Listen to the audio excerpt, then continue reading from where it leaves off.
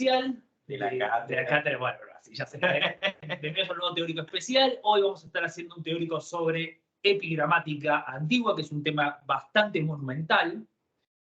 Me acompaña el señor Santiago, el licenciado Santiago Sorter, que es doctorando de nuestra cátedra, y para los que no lo conocen, Santiago está haciendo su doctorado sobre epigrama antiguo. Así que mi presencia en este teórico no va a ser decorativa, porque algo, no mucho, pero algo sé de epigramática, pero el que va a llevar la voz cantante en esto y la autoridad en el asunto es él, definitivamente. Al menos para chequear que no se digan barrabasadas. O Claro, para que parezca que las barrabasadas tienen un consenso. ¿Vieron todos los teóricos en donde yo digo no sé demasiado de esto, así que no me crean todo lo que digo? Bueno, esta vuelta lo mismo, pero él va a estar en vivo verificando que eso es cierto. Bueno, vamos a arrancar, para que tengan un panorama aproximado de cómo va a ser esto, vamos a arrancar con un recorrido sobre el origen histórico del epigrama, del concepto de epigrama, de lo que vamos a llamar epigrama, y vamos a tener una pequeña discusión sobre qué es un epigrama. Después vamos a hablar justamente del género y de las definiciones del género del epigrama. Hablar unas cuestiones del problema de performance, que es un tema interesante también, y cuestiones de compilación y transmisión, géneros y clasificación del epigrama, algunas cuestiones sobre algunos de los principales representantes del género, y después vamos a estar viendo los textos de la selección que ustedes tienen, y que va a estar disponible para los que la vean en diferido en el canal de YouTube, en la descripción va a estar el link. Tengan a mano la selección, ¿no? No sé por supuesto, tengan a mano la selección para cuando lleguemos, vamos a estar llegando dentro de un rato. Bien. Empecemos por qué es un epigrama y cuál es el origen del concepto de epigrama. Porque acá la ontogenia y la filogenia están bastante enrevesadas. En términos generales de lo que es literatura universal, epigrama suele ser el nombre que se le da a un tipo de poema corto, pero en Grecia el concepto de epigrama y la palabra epigrama, por supuesto, proviene de la idea de inscripción. Epigrama es casi literalmente grabado. Escribir sobre algo. Exacto. Es algo que está escrito sobre algo, generalmente un pedazo de piedra o bien algún objeto que es o de uso cotidiano o votivo. Es decir, para consagrar, que es un género específico de epigrama del que vamos a hablar más adelante. Este es básicamente el origen del concepto de epigrama porque, como pueden imaginarse, en la mayor parte de los casos, estos grabados eran breves. Y eran breves por razones bastante obvias. Primero, porque o no hay espacio en el lugar donde se está grabando, o segundo, porque no sé si alguna vez intentaron grabar algo en una piedra, pero no es fácil. Con lo cual, como todo lo que no es fácil, es caro. A lo largo de la historia de la inscripción, nosotros no nos vamos a meter sobre este tema, esperemos contar con un epigrama sobre inscripción en algún momento del futuro, editado por la doctora Stripeikis, que ha hecho ha hecho especialidad en el tema de la inscripción antigua. En el caso específico de la inscripción decía, hay una preferencia originalmente por el epigrama en prosa, simplemente grabar lo que hay que grabar, por razones obvias, pero también existe el epigrama poético, y es muy común, y progresivamente se hace más común el epigrama poético. Estos epigramas inscriptos, por supuesto, responden a la función del objeto donde están siendo grabados. Un epigrama que se graba sobre una tumba es el epigrama funerario. Por ejemplo, un epigrama, por ejemplo, que curso en filología griega van a conocer y van a ver varios de estos epigramas funerarios, en donde se dice, esta tumba es la tumba de José, hijo de Pedro, que fue un carpintero. A veces se agrega otra información, a veces se da un poco más de marco. Esto varía en función de la riqueza, la riqueza, el interés. Es básicamente como los obituarios en el diario. El que pone más plata tiene el obituario, el epigrama más lindo. Sí, incluso con la posibilidad de complementar la información verbal con información como iconográfica, representaciones del muerto, representaciones simbólicas, que eso se usa mucho en Asia Menor, ¿no? Pero esa es la distinción con la que tienen que partir desde una base, que es una distinción bastante problemática, que es esta de, problemática, que se presta confusión, que es la de epigrama inscripcional versus epigrama literario, porque nosotros vamos a hablar del epigrama literario. Vamos a hablar del epigrama literario. Que sería como un pleonasmo decir epigrama inscripcional, pero la idea sería epigramas que efectivamente cumplen con una función de escribirse sobre un lugar versus literatura que parte de ese origen hacia otro. Efectivamente, y para de hecho, Guillard, que es un autor del que vamos a hablar hoy, que usamos mucho en la introducción, Guillard es un especialista mexicano en epigramática, que tiene una o dos ediciones de autores de epigramas y una traducción justamente de epigramas seleccionados. Él usa el término más que literario ficticio, y a mí me parece un uso mucho más preciso de la idea de epigrama ficticio para el epigrama literario, porque justamente el chiste es esta ficción. Ahora bien, mientras que el epigrama como concepto, como poema corto, surge de la realidad de la ficción, en realidad cuando nosotros vayamos a ver el epigrama helenístico, que es donde surge el epigrama ficticio literario, hay otra fuente mucho más importante alimentando este género, que es la elegía. Y acá Guillard comete un error en algún lado de la introducción, justamente hablando del tema de... monódica, ¿no? No, porque lo que él dice es que una de las innovaciones de los poetas helenísticos es el dístico elegíaco. Y esto es un error conceptual, básicamente porque la elección del dístico elegíaco en la poesía helenística está influenciada por el uso del dístico elegíaco en epigramática funeraria, pero también está influenciada por el uso del dístico elegíaco en la elegía. Básicamente porque los grandes temas del epigrama literario son originales, los grandes temas originales del epigrama literario son la imitación del epigrama escripto, funerario o votivo, pero también los temas eróticos. Y en este aspecto, básicamente, el epigrama ficticio literario helenístico, porque esto es un fenómeno básicamente helenístico, es un heredero de la elegía clásica, quiero decir, Teognis, Tirteo, Solón, etc. Pero, por supuesto, con el giro helenístico, Ahora bien, esto, lo que caracteriza a este epigrama helenístico es justamente imitar aspectos de estos géneros anteriores, pero incorporando elementos clave del epigrama. Y acá vamos a pasar justamente al problema de la definición del género del epigrama. ¿Qué es un epigrama? ¿A qué nos referimos cuando hablamos de epigrama? Y ahí vengo yo, y ahora nadie me va a parar. Bueno, nunca llegué a decir que muchas gracias por darme la oportunidad de participar en este teórico. A mí me hacía mucha ilusión, y de hecho otra cosa que no habíamos dicho era que yo estaba insistiendo para que esto se hiciera de todas formas a pesar de las circunstancias, porque quería dar este teórico cueste lo que cueste. Pero, en cualquier caso, como había dicho Alejandro, nosotros vamos a estar trabajando con epigrama literario o epigrama ficticio griego de la antigüedad. ¿Por qué? Porque en la historia de la literatura el concepto de epigrama, o lo que nosotros podemos llegar a entender, no voy a hacer la pregunta, ¿y para usted qué es un epigrama? Y que todos se queden callados 5 minutos, pero todos tienen una idea, quizás o escucharon la palabra epigrama, incluso referida, no sé, a Oscar Wilde. Hay como muchas maneras de entenderlo. Nosotros nos estamos quedando con epigrama griego, literario de la antigüedad, que aún así cubre un periodo muy extenso. Entonces su definición se vuelve compleja, porque si queremos quedarnos con lo que es la antología palatina o la selección que hace Guillard, digamos, y nos estamos apoyando fuertemente en Guillard, tenemos que ir desde el siglo III a.C. hasta el siglo VI después de Cristo. Así que ya estamos con un periodo muy amplio y con una cuestión paradojal del género en particular, que es este hecho de que el epigrama está altamente codificado en tanto a sus posibilidades, pero es sumamente permeable en tanto a lo que puede tomar o dejar.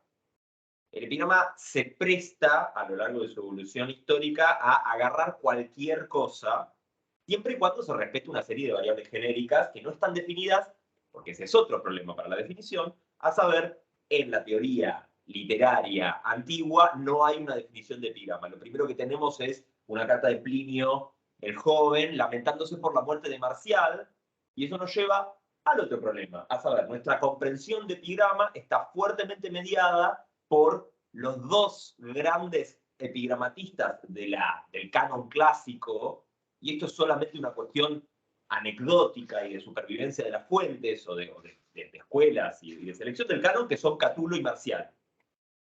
¿Por qué? Latino, del canon latino. Claro, pero lo que quiero decir es, la gente piensa en epigrama y probablemente lo primero que piensa es en Marcial. Epigramas de Marcial. Tiene una pavada de libros, un montón, y eso nos restringe mucho en la perspectiva. Porque, por otra parte, una parte importante de la evolución del epigrama, y esto tiene que ver un poco con lo que hacemos agua en nuestra, digamos, en nuestra orientación, que es nuestro conocimiento de la evolución de la literatura durante el periodo imperial, hay una retroalimentación entre Roma y Grecia en un periodo muy importante para la evolución del epigrama. Entonces, por una parte tenemos la práctica compositiva misma, en el sentido de que hay romanos que escriben epigramas en griego, y por otra parte, epigramatistas en latín que impactan en la historia de la literatura sobre nuestra manera de percibir lo que es el epigrama como género. Y por último, perdón. Sí, no, y en ese aspecto también hay que tomar en cuenta que es un género profundamente dialógico.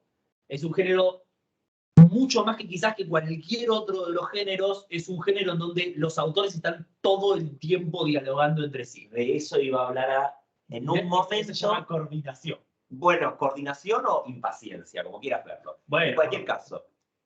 La cuestión es que, y el último de los problemas, y esto quizás lo hayan podido vislumbrar si hicieron alguna literatura como Española 2 o lo que sea, es que también hay una influencia de la perspectiva moderna sobre lo que entendemos por epigrama, y uno de los temas con eso es que por interpósita persona de Gracián, por ejemplo, o de la poesía de Quevedo y de Góngora, pensamos inmediatamente que epigrama tiene que necesariamente ser algo relacionado con la agudeza, con un remate, con una prueba del ingenio. Pero, si tenemos que codificar muy rápido las cosas que se suelen decir sobre epigrama, grosso modo, lo que tenemos es brevedad, ante todo, ingenio, agudeza, ¿sí? Y eventualmente la idea de humor.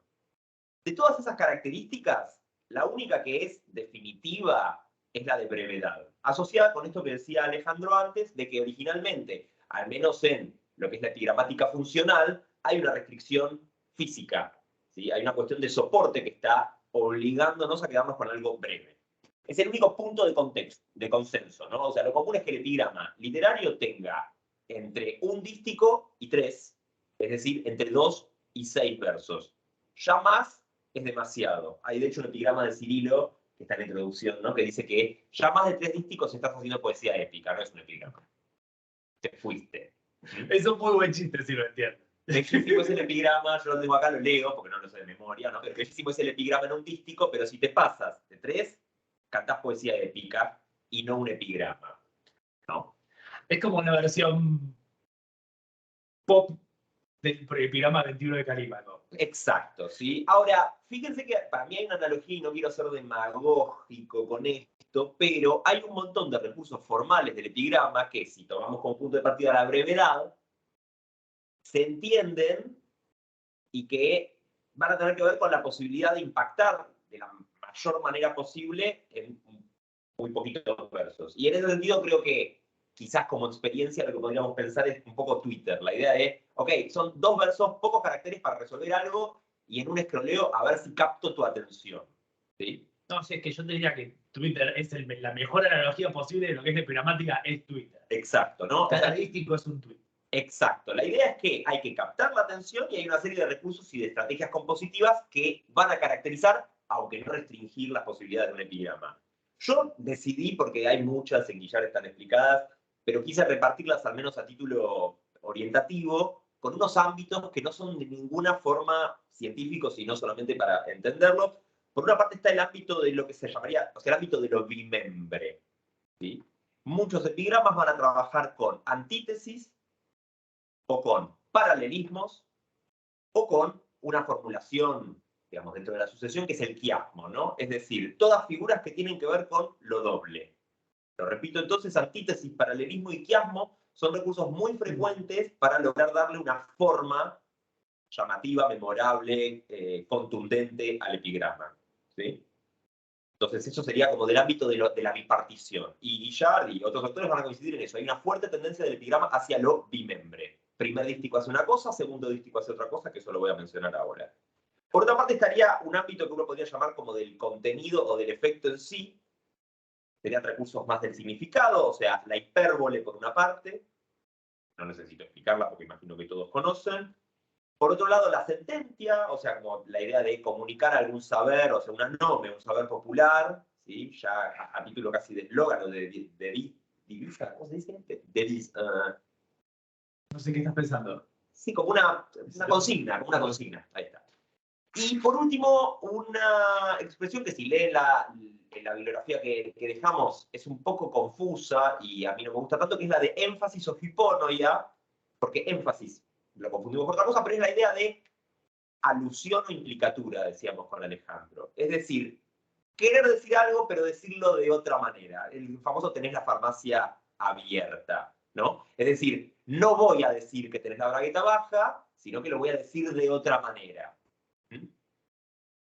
Entonces, perdón, y por último, dentro de lo que sería el ámbito sonoro, sí va a haber obviamente acumulaciones, anáforas y amplificaciones, pero estos son, bueno, detalles que tienen que ver con la pregnancia posible del epigrama. Yo creo que estos dos primeros ámbitos que definí primero son los más importantes. Y ¿no? específicos, porque además hay, por supuesto, recursos literarios que el epigrama, del epigrama que encuentran en todos lados, pero todos estos ejemplos tienen mucho que ver con la esencialidad de lo breve, porque son todos recursos que funcionan en la medida en que la brevedad es constitutiva. Porque uno puede encontrar hipérbole en muchos otros lugares, en la comedia, en todos lados. Sí.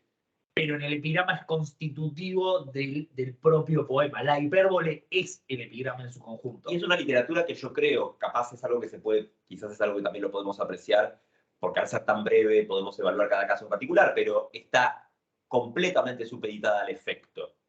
Una de las consecuencias de esto es que muchas veces se repiten matrices formales con contenidos diferentes. Es un 10 pero, para seguir con la analogía de Twitter, ¿no? Quiero decir, de golpe hay algo que funcionó y se va a repetir con distintos temas porque dentro de las posibilidades de un díptico o de dos dípticos, bueno, hagámoslo, saquémosle el jugo. Incluso si los temas son disímiles, porque podemos estar en un contexto muy serio o podemos irnos para el costado de la burla o del erotismo, se va a repetir la estructura formal. Y en eso es el diálogo entre los autores. Exactamente, porque esa es la otra cosa. En 1979, en realidad en 1973, Jean Grande, que es un intelectual italiano, pero que publica en realidad en Inglaterra, creo que es, o en Estados Unidos, pero que saca un artículo medio seminal donde habla sobre el epigrama helenístico como arte alusiva, ¿no? Y a lo que se refiere es a esta idea de que el epigrama siempre está refiriéndose a otra cosa y sobre todo se está refiriendo a otro autor. Se habla de manera indirecta o a un subtexto o a algún mensaje específico. Que es una linda manera de entender la cuestión más allá del prejuicio que alguno pueda llegar a tener, que hablábamos antes de el remate o de la agudeza, ¿no? Quizás no necesariamente hay un remate, quizás no necesariamente hay como una punchline, pero sí hay probablemente una alusión. Es algo que nos permite, entre otras cosas, ser cautos a la hora de conjeturar, decir este verso, esta palabra es imposible, la traducción manuscrita falló acá, o lo que sea, porque a veces justamente hay algo ahí de lo que hay que sospechar, entonces está bueno estar siempre con un ojo atento. Pero Tarán, que es una intelectual argentina que se radicó en Estados Unidos, esta vez sí, y publica por Columbia un trabajo que se llama El arte de la variación en el epigrama, que sí establece como este concepto de arte de la variación, la idea de que los autores constantemente trabajan el mismo tema con variaciones, a veces el mismo autor trabaja varias veces el mismo tema, o a veces a lo largo de siglos se van refiriendo unos a otros. El chiste es darle alguna vuelta de tuerca, pero que quede bien claro que estamos hablando de lo mismo y que me estoy refiriendo a esa otra persona. No hay ningún deseo por disimular esa copia. No, la parte del juego. Es justamente es la lógica es la lógica dialógica que atraviesa, y eso tiene mucho que ver con la circulación del epigrama. Exacto. Entonces, qué sé yo, ejemplos, por ejemplo, para dar un ejemplo, hay un tipo de epigrama que es el ecfrástico, la descripción de obras de arte, y hay uno dedicado a una vaca que esculpió Mirón. La vaca de Mirón. La vaca de Mirón, la famosa vaca de Mirón, que tiene 36 epigramas en la antología palatina, que son todos alrededor de lo mismo, y aparte todos con el chiste de qué realista es la vaca de Mirón, casi la ordeño. Es un meme. Hablando la mal vaca de Mirón es un meme. Claro, es decir, se reproduce una y otra vez el mismo epigrama y cada cual ve cómo puede darle un chiste, al punto que incluso en epigramas que ya no hablan de la vaca de Mirón, se copia el esquema de, che, parece que está hablando. Pero, o sea, copiando las palabras y la estructura de la vaca de Mirón. ¿Sí? En fin, todo esto era una circularidad para llegar a lo que decía Alejandro antes, que es uno de los géneros con más conciencia de sí que tenemos. Entonces, es un género que está completamente consciente de cómo se está insertando. ¿Ok? Acá me vengo a parar con lo que vino atrás y esto es lo que vengo a aportar. Y en parte, y eso sí lo digo, y ya creo que con eso podemos pasar a... Vos querías seguir con unas cuestiones. Hay gente que quiso proponer que esta cuestión de buscar la atención del lector a través de lo que se llama un Ergänzungsspiel, o sea, Mayer le llama así, es como un juego a completar, tiene que ver con las posibilidades de un epigrama funerario. Es decir, la idea de que en realidad desde el principio del epigrama, incluso desde el epigrama funcional, hay una búsqueda de algo que capte la atención, porque la verdad es que cuando sos una piedra en el medio del camino, no hay muchas maneras de detener la vista del pasante, salvo que haya alguna gracia. Entonces, es interesante como sugestión, dentro de la evolución crítica de los estudios sobre el epigrama, esta idea de que esa imposibilidad o esa estaticidad del epigrama funcional es el germen a partir del cual sale esto de decir, mirá que estoy, o sea, dejártela incompleta para que de alguna manera capture tu mirada, ¿no? ¿Alguna pregunta antes de que Sí, continuemos? usted, a lo loco. Nosotros no vamos a hacer preguntas entre nosotros porque sabemos las respuestas. Yo tengo un par de preguntas, pero es más del aspecto material. O sea, es de algo que todavía no nombraron o no sé si van a nombrar. No sé si prefieren que lo pregunte al final. Pero preguntalo y si lo vamos a mencionar, decimos lo vamos a hablar en un minuto. Ok, son dos preguntas. La primera es de lo conservado, que es lo más antiguo. Sí. Sobre todo, digamos, para ver si, por ejemplo, en algún periodo habían dicho que el periodo imperial era muy importante, pero más o menos desde qué periodo como que viene creciendo, digamos, el género. Y la segunda pregunta era si lo que tenemos conservado lo tenemos así como desde la piedra o si, no sé, en el periodo helenístico se pasaron a papiro, no sé. Ahora de la conservación vamos a hablar en un minuto porque tenemos toda una sección sobre eso. Respecto al tema de lo más antiguo, bueno, ahí depende mucho de un poco a qué nos referimos. Digamos. Nosotros epigrama escrito tenemos desde el siglo VII, octavo en realidad, ya tenemos alguna cosa. Los primeros poéticos, claramente poéticos. No, bueno, ya en el siglo VIII están, en el siglo VIII hay, porque el Dipylon es del siglo VIII, y eso es verso. Ya te creo. A ver, pero de todas formas, acá Camila está preguntando por eso, epigrama funcional, cosas que están talladas en la piedra. Y eso es el tema, y eso sí quería aclarar. Recordemos que son dos cosas distintas, el epigrama funcional del epigrama ficticio, el epigrama escrito del epigrama literario. O sea, son dos fenómenos totalmente diferentes. El epigrama funcional lo podemos rastrear hasta el origen de la escritura. O sea, prácticamente 10 años después de que los griegos reincorporaron la escritura a la cultura, ya estaban grabando cosas. El tema es cuando empiezan a hacer poesía con eso.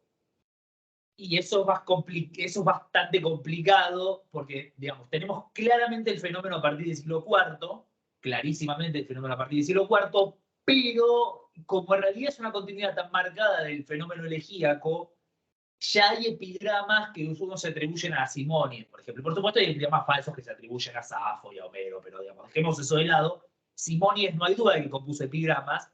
El consenso mayoritario es que esos epigramas de Simónides que están conservados son epigramas de verdad. O sea, epigramas funcionales, que después alguien copió.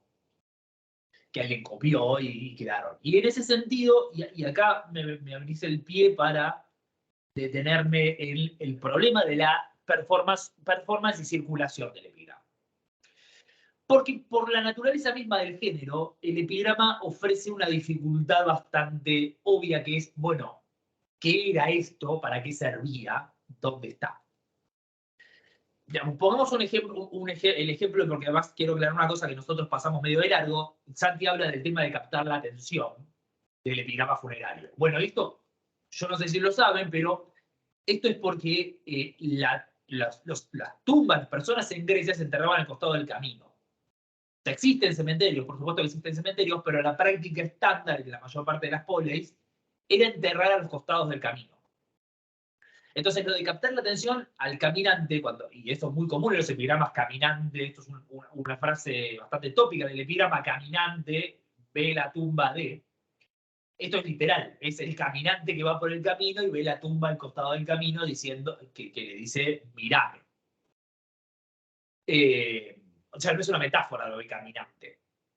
No es alguien que está paseando por el cementerio.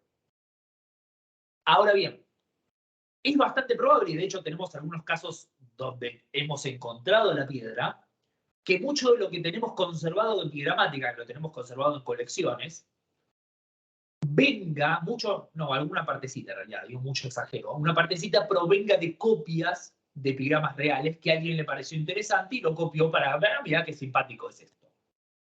Eso es evidente con los epigramas funcionales y eventualmente, funerarios y eventualmente los motivos. Pero ¿qué pasa con el epigrama erótico? Nadie graba un epigrama erótico.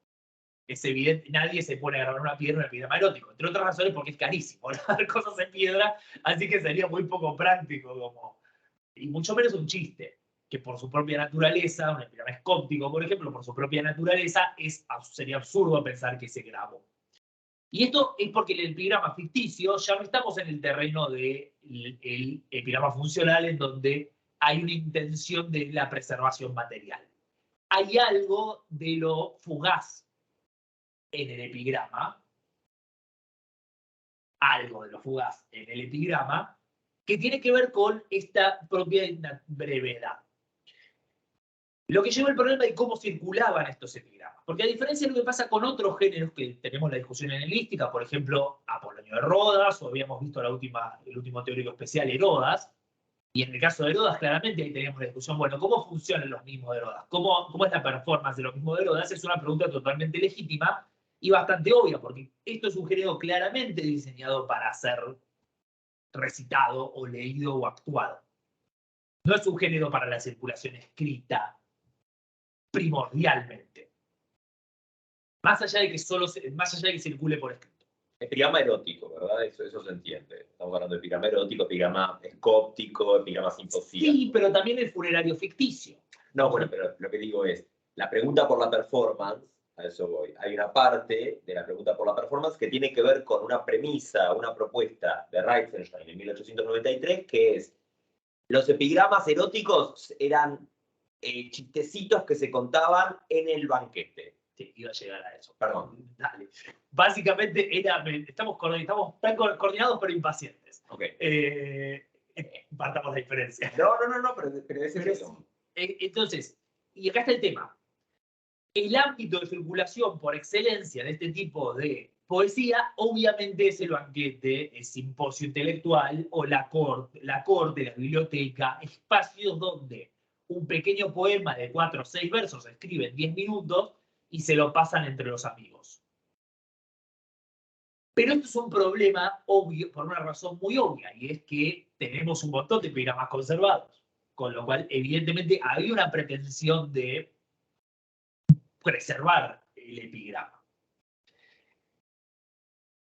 Entonces, acá hay un juego natural, acá en el epigrama hay un juego que tiene que ver con por un lado con la circulación del epigrama y por el otro lado con lo que el epigrama literario y ficticio hace, y por eso hablar de epigrama ficticio es un golpe de genio de Guillard. En realidad, ya lo habíamos dicho ante nosotros, pero no importa. Claro, una ficción de performance. Exactamente.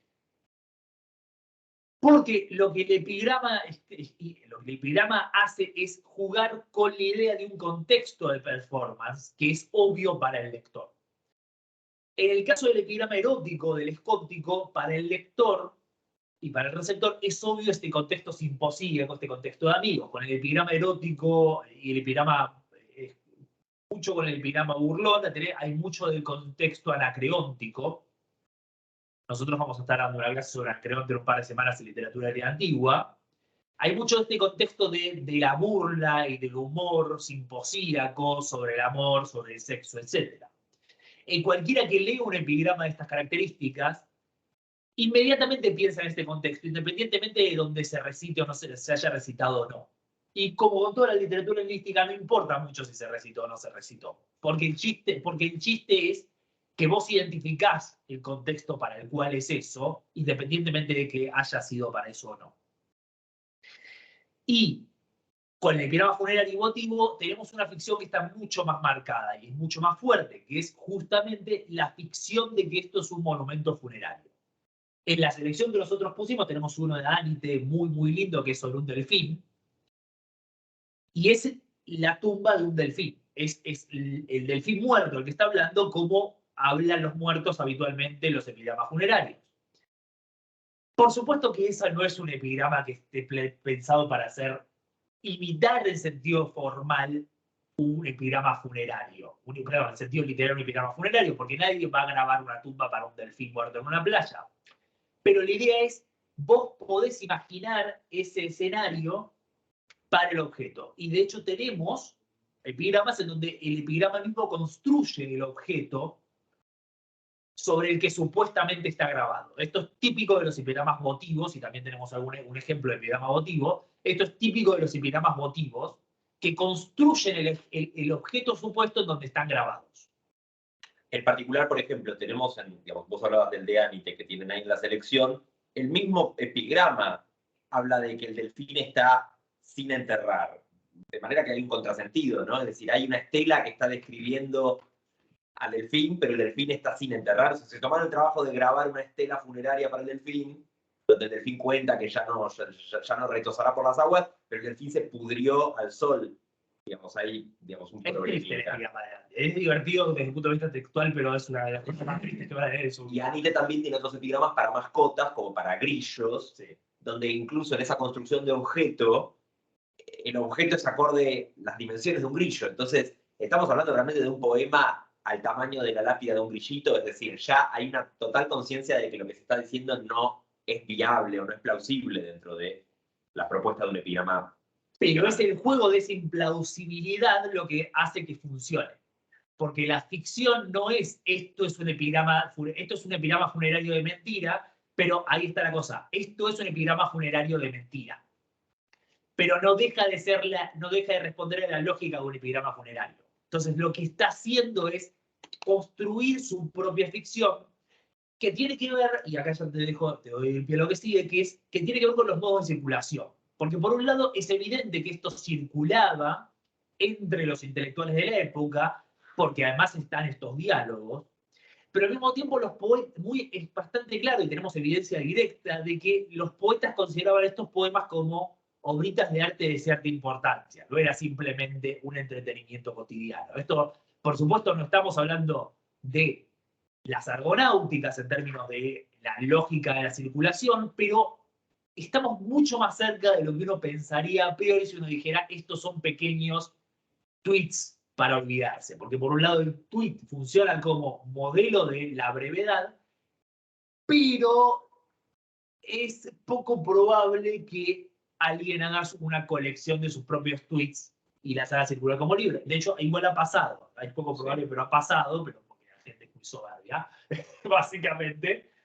En este caso en particular, hay algo en la propia lógica poética del epigrama que indica una enorme preocupación estética, que vemos justamente por los modos de circular, ya no circulación del epigrama, sino los modos de transmisión del epigrama. Y acá te doy. Bien, y ahí me paso la palabra. Yo creo que es algo que antes de pasar la palabra a Santi, ¿alguna pregunta respecto a todo esto? Ahora sí. Vale.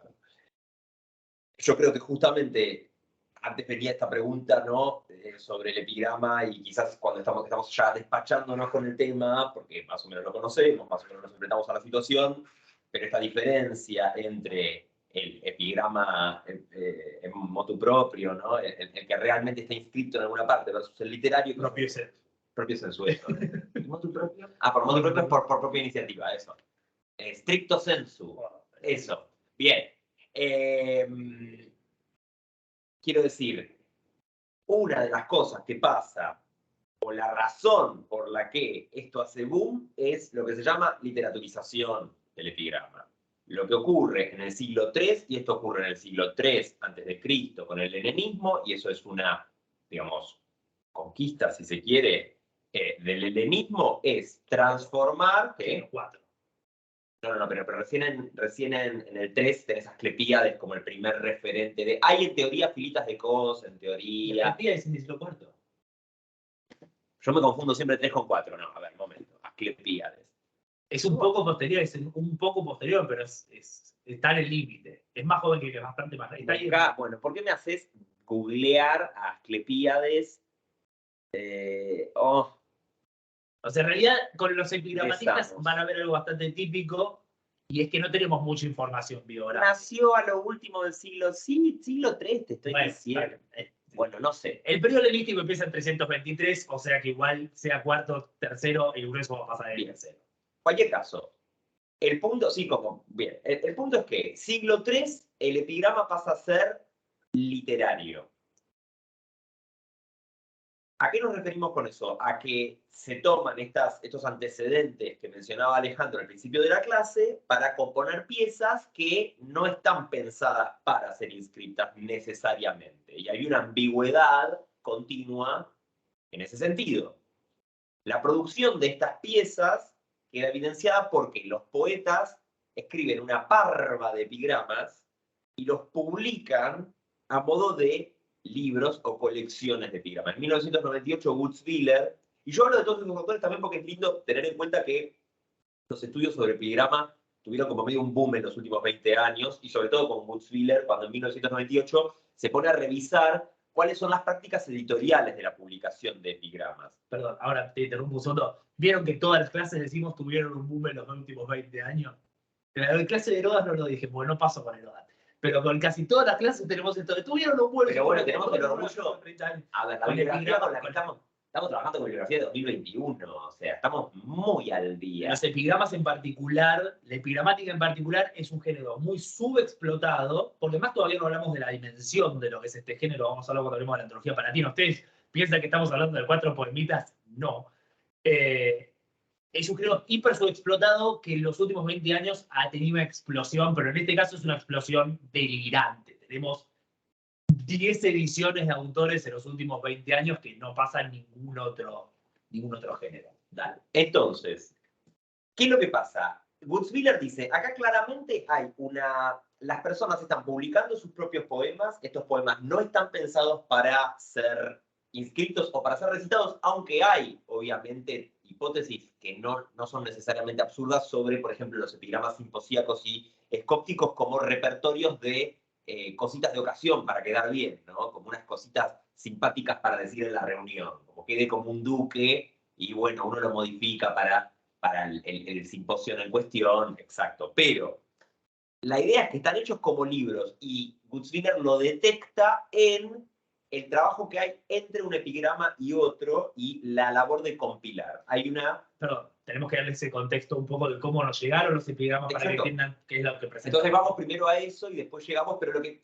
quiero decir es, Gutzwiller va a llegar a través de lo que vamos a mencionar ahora, a la conclusión de que se publicaban o libros, digamos, publicaciones escritas con la obra de un autor. Pero no les spoilees lo que pasó después, porque es la parte divertida de lo que pasa después. De Gutzwiller. No, sí. Bueno, no voy a hablar de eso. De eso hablas vos. Ok. Digo, libros como dedicados a un único autor, Libelli, libros dedicados a varios autores como, digamos, se llaman síloge, y lo que se llaman antologías. Y lo que nos llega a nosotros de epigrama literario, la mayor compilación de epigrama literario, o casi toda la literatura epigramática conservada, viene de 2 libros. Los 2 libros se llaman la Antología Palatina y la Antología Planudea. La Antología Palatina tiene 15 libros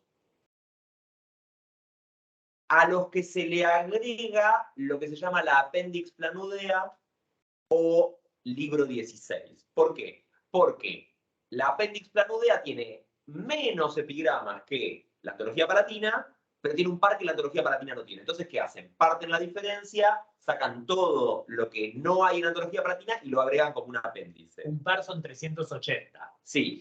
Y un par no son 4. Claro, sí. O sea, ese es el punto, ¿no? Se trata de libros de una tradición textual muy compleja, ahora vamos a hablar por qué, pero piensen que estamos hablando de alrededor de 3.800 epigramas en el caso de la antología palatina. Y la antología, ¿cuánto tiene? Son 2000. 23.000, creo. No, perdón, 2.300. No, pero me estoy confundiendo. No. 3.800 epigramas para la antología palatina y Planudea 2.400, ¿no? Que obviamente quedan solo 388 en la apéndice, que son los que no comparten, como para enriquecer. A la suma de la antología palatina con la antología Planudea se le llama la antología griega. Y se hace esto porque es como el compendio más grande de poesía griega que existe. Epigramática. Sí, pero también es, o sea, como es el endeavor de edición. O sea, no hay una antología más grande en griego. No. Digamos, el proyecto es un proyecto que tiene que ver con una lógica temática y comprende una cantidad de tiempo y una cantidad de obras que no tiene parangón en nada. ¿Sí? Nada. Se trata de antologías que se compusieron en... Hay un libro de Cameron de 1993 donde revisa toda la historia, que es muy complicada, y tira sus teorías de mente sobre el asunto. Digamos, hay muchas cosas que a Cameron no le respetan. Yo no me puedo posicionar sobre eso porque la verdad que tampoco sé tanto sobre tradición Pero es sexual. algo muy estándar de Cameron. Cameron es un excelente filólogo, pero es muy dado a la especulación.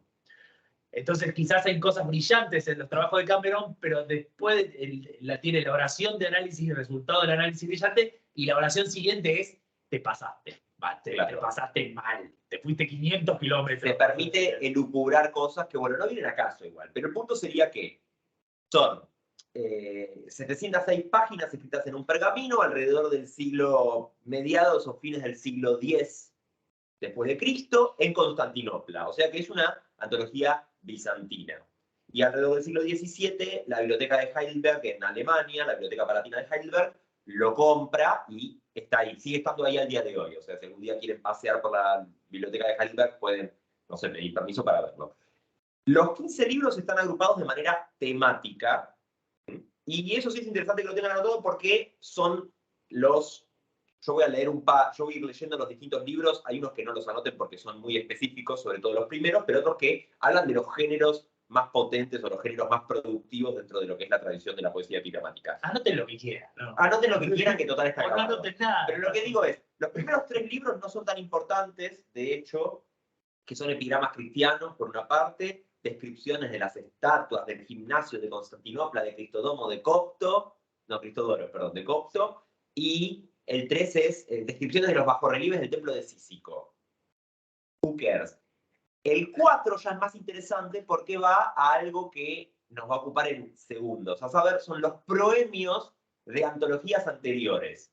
Es decir, son los proemios de distintas colecciones de epigramas anteriores sobre las que se armó esta antología de antologías, si se quiere. O sea, los prólogos de Meleagro, Filipo y Agatías. El 5 tiene epigramas eróticos heterosexuales, que no es un dato menor.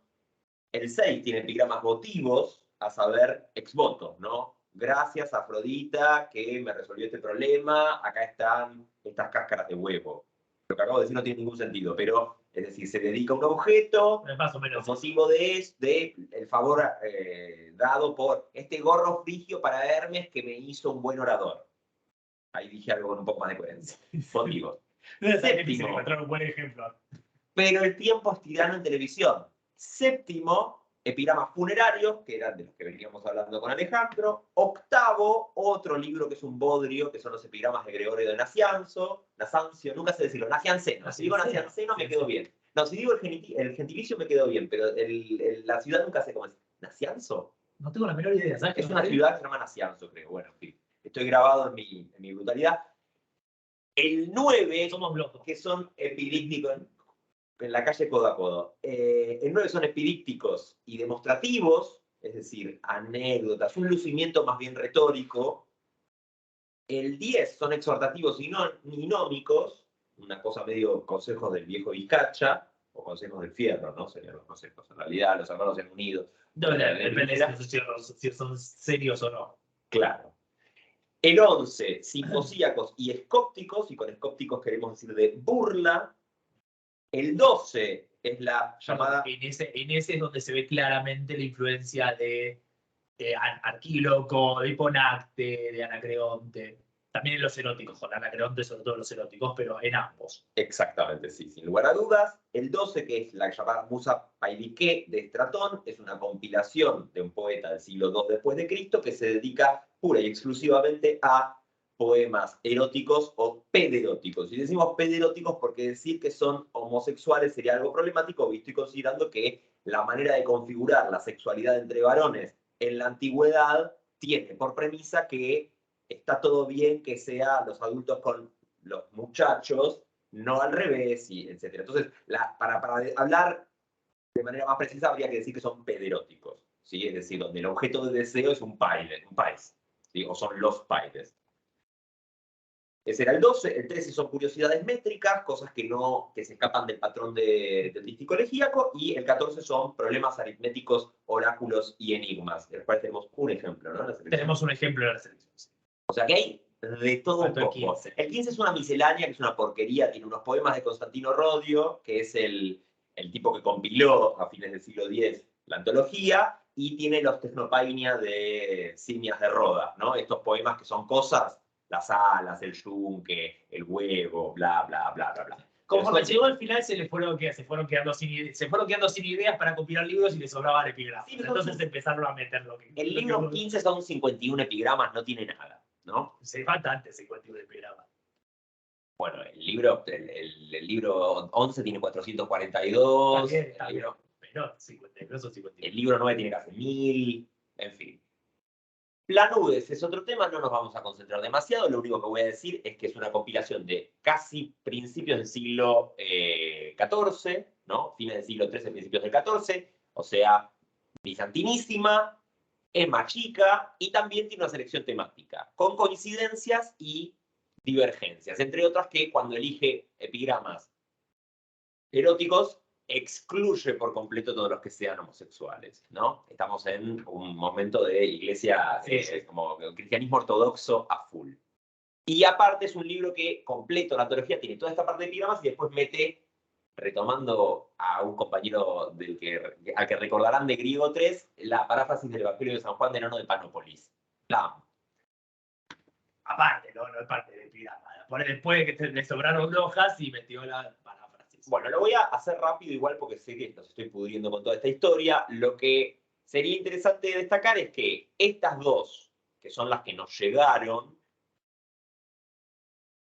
son evidentemente, o toman evidentemente como fuente principal una antología que habría compuesto un protopapa de Constantinopla del siglo X que se llama Constantino Céfalas, Constantino el Cabezón. Y sabemos que esa antología tenía 12 libros, a los cuales se le agregaron un par de cositas, un par de modificaciones, sobre todo las cosas cristianas, ¿no? Estos que yo dije que era un bodrio, el 2 y el 3, ¿no?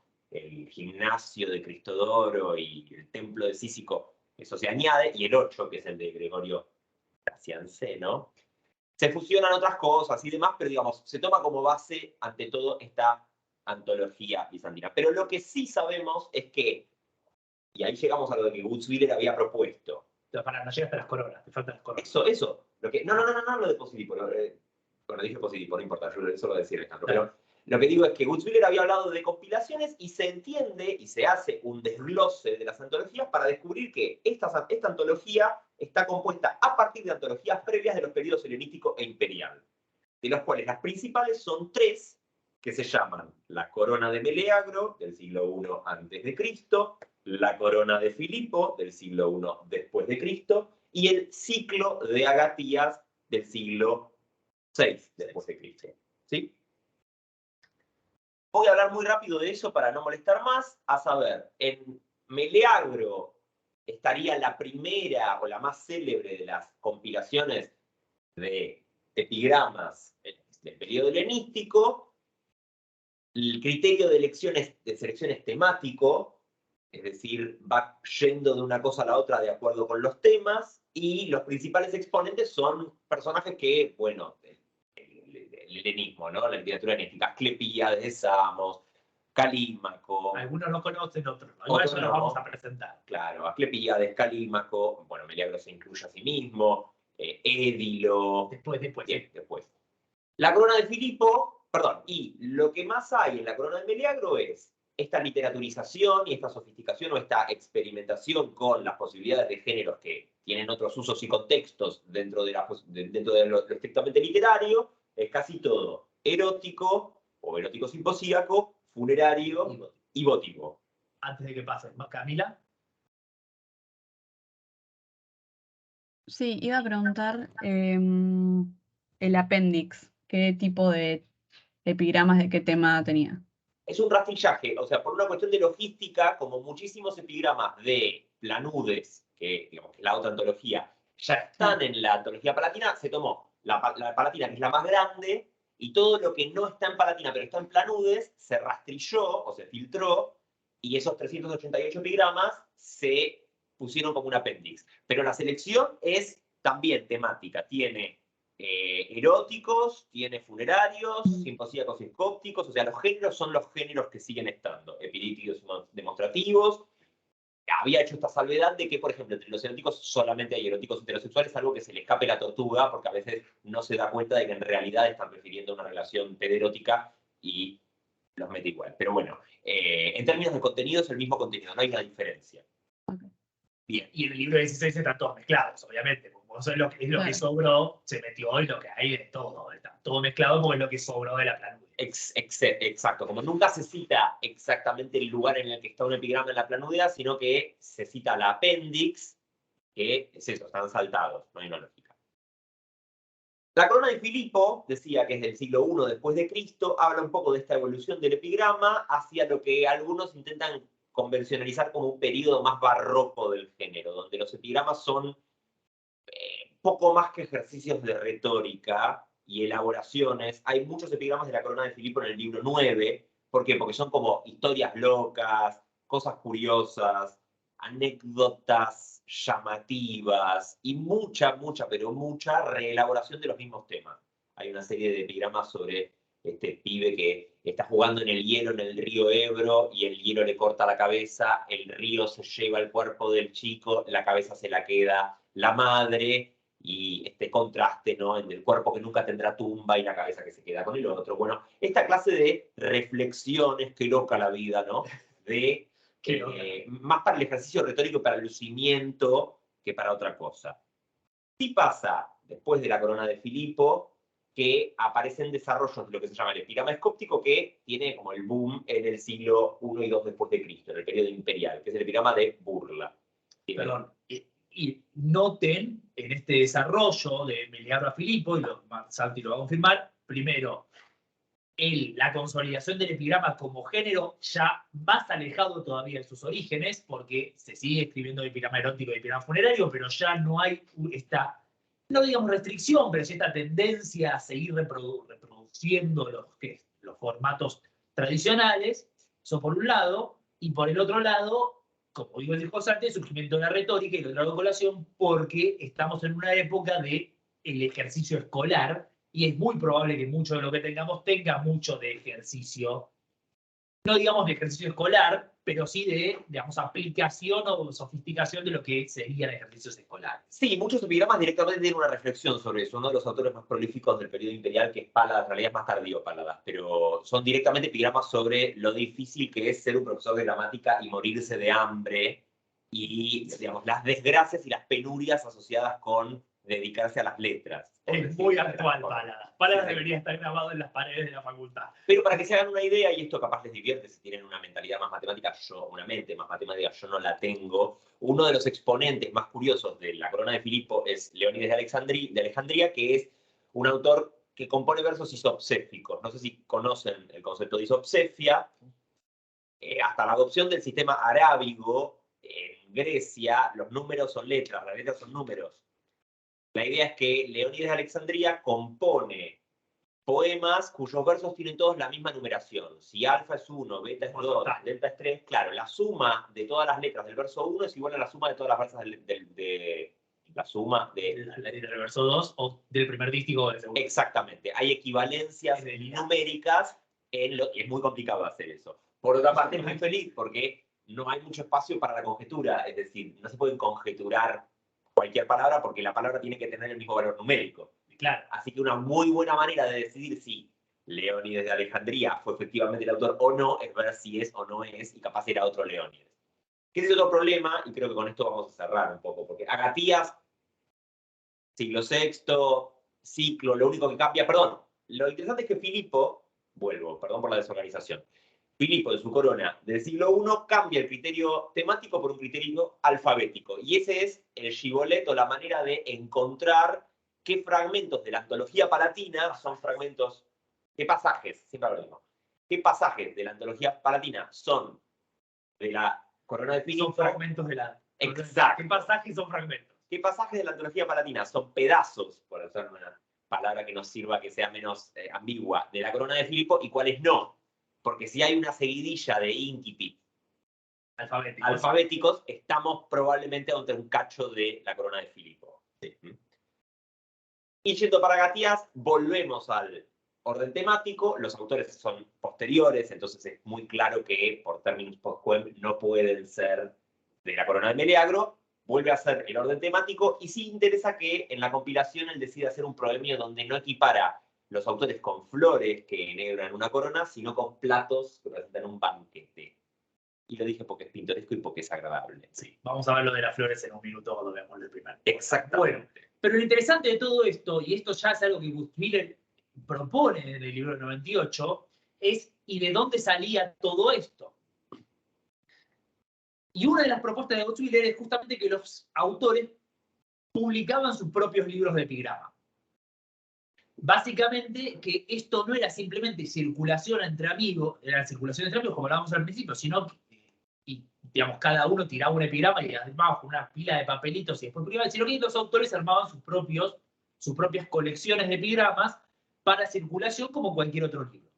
Y aunque había alguna que otra evidencia de papiracia, en realidad esto no era muy difícil de confirmar porque era todo muy chiquitito. Perdón, hasta que uno de los argumentos, quiero darle suspenso, uno de los argumentos que dice Gutzwiller es que las obras, los distintos epigramas están funcionando dentro de la edición. Es decir, que el poeta no solo es poeta, sino que es editor, que elige estratégicamente cuál viene primero, cuál viene después, y el que viene después, incluso de su misma autoría, está respondiendo o relacionándose con, y los argumentos parecían sólidos, pero estábamos en un momento casi cameronesco, ¿no? O sea, ¿es realmente así o está muy inspirada Gutzwiller en su propuesta? Y está el debate, y esto es un debate bastante interesante, que hoy ya no tiene mucho sentido, pero es un debate bastante interesante, o sí, porque tiene mucho que ver con el control, y esto es bastante típico de los autores helenísticos, pero nosotros sabemos que Píndaro no publicó su libro de poesía, o por lo menos estamos bastante seguros de que Píndaro no publicó un libro de poesía pindárica. Con los trágicos es un poco más complicado, pero casi certero seguro que no. Ahora, con el tema de los autores helenísticos, sabemos que estos tipos eran editores. O sea, esto es parte de lo que es un autor helenístico. Un autor helenístico es, entre otras cosas, un editor de poesía. Entonces, estos autores, que muchos de los cuales eran gramáticos profesionales, ¿qué pasaba con su propia poesía? ¿Cómo eran los modos en los que lo hacían circular más allá del problema de la performance, cómo lo hacían circular? Y esto es un problema, por ejemplo, en el caso de los indios de Teócrito.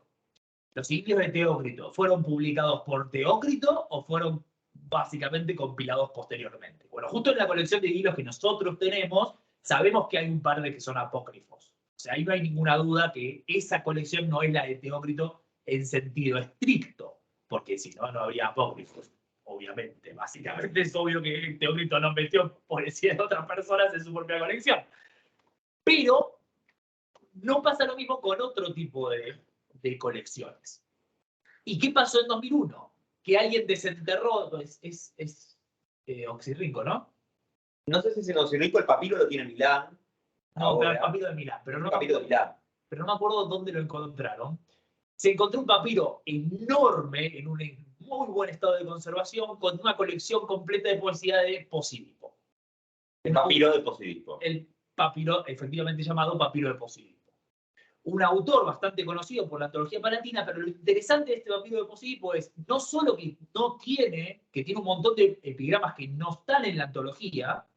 Y eso es una particularidad importante porque uno dice, los géneros más importantes son. Bueno, es lo que nos llega. Dame un segundo, ya llego.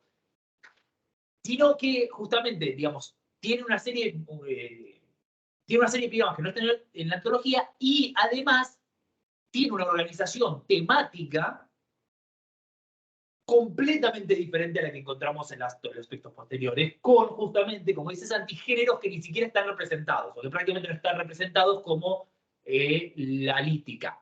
Descripción de piedras. Sí. A Posipo tenía todo un segmento de descripción de piedras que se ve que era un género que le gustaba, pero a Meleagro no.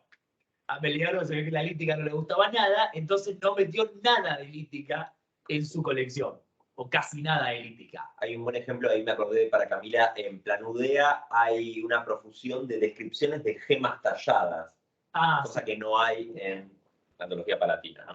Pero Entonces, lo que se confirma con el descubrimiento de Posipo, que era la propuesta de Gutzwiller, y digamos, más allá de antes bien recibida y discutida, es que nuestros epigramas, nuestras colecciones de epigramas están profundamente atravesados por criterios editoriales. ¿Qué es lo que hay, qué es lo que no hay? Y antes de pasar a los textos, si te parece, ya podemos ir cerrando esto, ante esta parte, porque hay muchos textos y muy lindos para ir viendo. Es muy interesante cuando nosotros vemos lo que es la historia de la transmisión del epigrama, porque es un micromundo de lo que es la historia de la literatura griega, pero además es un micromundo que nos revela muchas de las cosas que a veces decimos en la literatura griega, pero que es muy difícil de corroborar porque es muy difícil saber con quién dialoga Calímaco al escribir los Aitia. Básicamente porque no tenemos a las personas con las que Calímaco dialoga al escribir los Aitia. Lo mismo pasa con Teócrito y etc. Pero en la epigramática tenemos muchos de estos diálogos, porque es mucho más fácil encontrar 10 poemitas de 10 versos, de 4 versos que dialogan entre sí, que encontrar 10 poemas de 500 versos que dialogan entre sí o de 2000 versos que dialogan entre sí. efectivamente. Entonces, ¿qué encontramos? ¿Qué nos enseña la historia del epigrama? Antes de pasar a los epigramas concretos, ¿qué nos enseña la historia del epigrama sobre la literatura griega antigua? Primero, que el grado de diálogo y de intercambio en la literatura griega antigua es profundísimo, profundísimo. No solo se estaban leyendo todo el tiempo, sino que se estaban contestando todo el tiempo y usando lo que aprendían unos de otros todo el tiempo. Todas las hipótesis sobre lo que es el diálogo entre los escritores griegos, y esto es interesante porque vale también para los filósofos y los historiadores, probablemente sean ciertas en la medida en que la datación de todo ese tipo de cosas. Los escritores griegos están todo el tiempo dialogando entre sí. Y aparte, perdón, Dale. pero lo que me interesa, sobre todo en el marco de una carrera que todos hicimos en la misma casa de estudios, ¿no? Y que en el caso del área de latín se concentra mucho en esta historia de, bueno, las referencias, Sí. qué estaban tomando, los elegíacos en realidad, neotéricos, etcétera, etcétera, etcétera, ¿no? Es una práctica que ya venía de antes, porque digo, uno tiene muy claro que cierta poesía latina no es posible sin la poesía helenística, pero eso es casi como una verdad de perogrullo que se transmite sin entrar en mayor profundidad. Y lo interesante acá es que esa práctica ya está establecida dentro del helenismo. No es que eran unas genias que de golpe los latinos, los romanos que no podían hacer otra cosa que copiar, empezaron a copiar a mansalva y con un criterio de intertextualidad. El criterio de intertextualidad ya está desde antes. Y o sea que ni eso le da. Ni eso les podemos otorgar. Nada. ¿Sí? Y es muy gracioso porque el conocimiento, por ejemplo, De latinista, ni olvido ni perdón. el conocimiento de las variables, al menos escóptica, y al menos en el caso de la escóptica uno puede hablar de un diálogo. Eso es interesante para la literatura imperial, como fenómeno de la literatura imperial, como un diálogo entre lo latino y lo romano. Sí. Lo latino y lo romano, lo latino y lo griego. Pero, en el caso de todo lo que es erótico, hay se da cuenta uno de todo lo que cartoneó la literatura latina, porque es en la epigramática donde uno ve el cartoneo de los poetas latinos. Ese sería lo segundo. Entonces, lo primero es diálogo, lo segundo es robo de los latinistas, pero lo tercero, y esto es lo más interesante para mí en términos de lo que significa, porque quizás lo del diálogo lo podemos sacar siempre, pero lo que es más claro en la epigramática, que no es tan claro en otros casos, es el proceso de selección al que ha sido atravesada la literatura griega. Cómo lo que nosotros tenemos no es un buen representante de lo que había, y lo que esas obviedades que para nosotros son totalmente claras y absolutamente transparentes en términos de, por ejemplo, la poesía griega desaparece prácticamente en el periodo imperial, en realidad están fuertemente influenciadas por los criterios de selección de la tradición.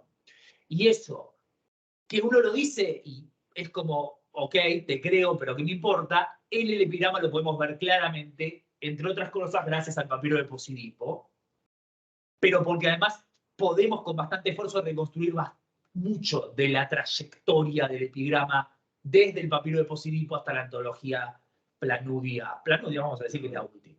Podemos reconstruir bastante. Entonces, como podemos reconstruir bastante, podemos ver cómo todos los filtros que se metieron en el medio. Entonces, ¿alguna pregunta hasta acá? Y ya pasamos a los textos.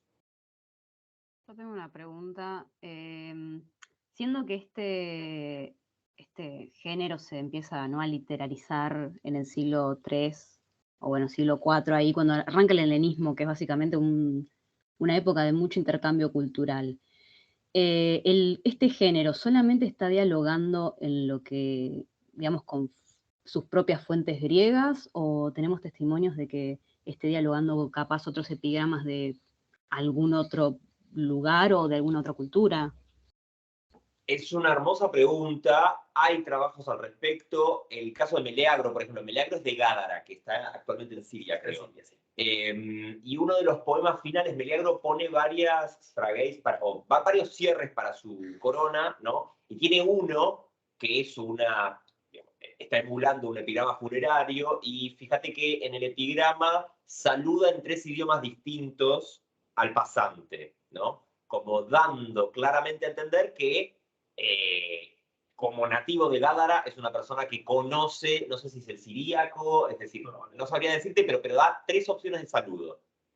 Uno en griego, otro en un idioma semítico de la zona, no sé si son 2 idiomas semíticos de la zona o agrega latín, no sabría decírtelo ahora a ciencia cierta, lo buscamos y te lo mando, y se observan esa clase de como cruces con las tradiciones, lo mismo con, obviamente, Egipto, ¿sí? De todas formas, es pasmosa nuestra ignorancia al respecto y el ninguneo en muchos sentidos de la literatura griega con respecto a un montón de cuestiones lingüísticas, sobre todo de Egipto. De todas formas, el libro de Acosta Hughes es el Sing Double, no, o de Stephens, habla un poquito de esto, ¿no? De las cuestiones biculturales o multiculturales dentro del helenismo. Como decíamos antes, en el periodo de dominación imperial de Grecia, ahí sí lo que se ve es mucho ida y vuelta entre el latín y el griego, a veces con juegos de palabras en griego de base latina, pero... Y por supuesto los autores imperiales griegos de epigramática, muchos son directamente latinos que escriben en griego. De todas formas, directamente tenemos autores que son bilingües y escriben epigramas en griego siendo latinos, o son hablantes griegos que viven en Roma y escriben en griego. Sí, pero para volver a el aquí y ahora de tu pregunta, que era más bien el helenismo y demás, yo nunca perdería de vista, por una parte que a uno se le escapan muchas cosas desde ya, nunca perdería de vista que de todas formas el proyecto literario impulsado por los Ptolomeos es un proyecto de imposición de una cultura. Entonces hay una intención propagandística. Yo sé que hay personas que me van a matar si me escucharon en el Schnitt, si me escucharon diciendo esto, pero lo que quiero decir es, hay un proyecto que tiene que ver con ser fuertemente helenos, porque es una minoría étnica en un lugar enorme con una historia y con una tradición muy asentada. Entonces hay como una cosa de pisar fuerte o atacar antes de meterse en problemas, ¿no? Pero eso es al principio del helenismo, perdón, Meleagro, el ejemplo que damos, ya siglo I antes de Cristo. En el epigrama, la ventaja que tiene el epigrama como corpus es que siempre hay algo para todos. Sí. O sea, alguna cosa sobre Isis seguramente debe haber por ahí. Ah, y hay un montón de motivos sobre Isis. O sea, en el epigrama hay para todos.